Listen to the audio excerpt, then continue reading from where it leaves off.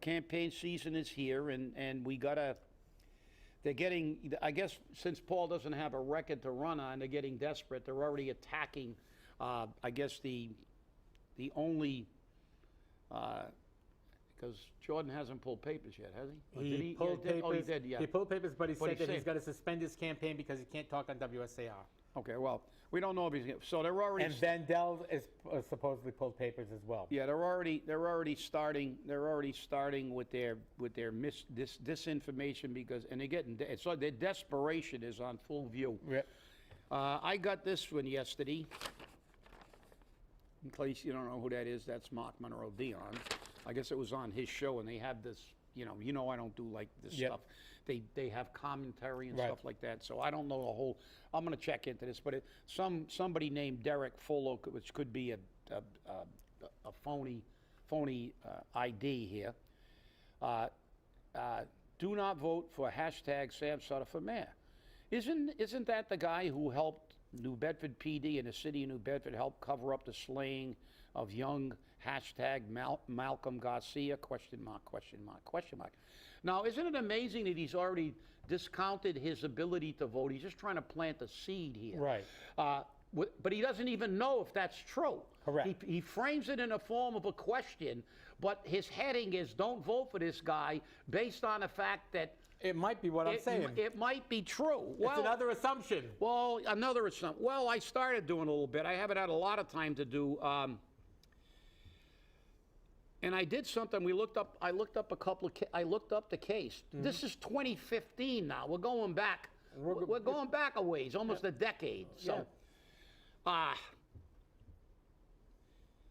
and this is what I got, and I made some notes. And there is a New Bedford Standard Times. There's a few articles. There was a couple of suits filed. Malcolm Gracia, I guess. Yeah, Gracia. It's not Garcia. It's Gracia.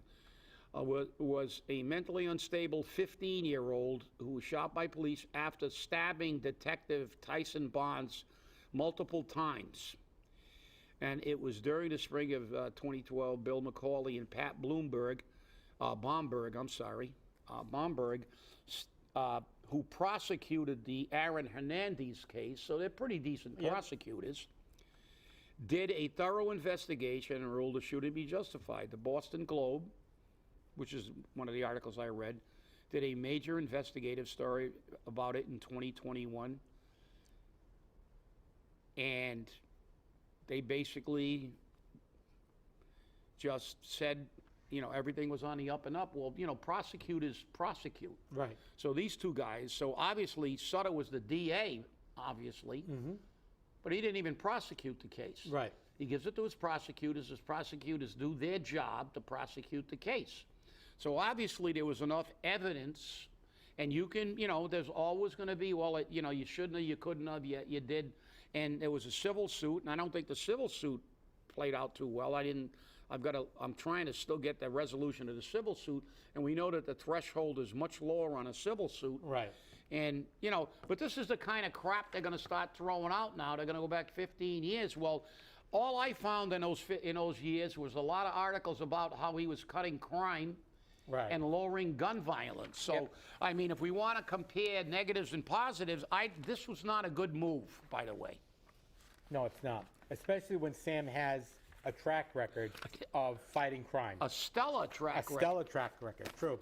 I mean, and I've read the articles in the Herald News and the Standard Times, in Attleboro. There are articles everywhere about how good of a job he's doing on, stopping crime, beating crime, and taking control of the crime, because crime was on an uptick. Oh, it was pretty bad that period. When he took office, so it made for an interesting time.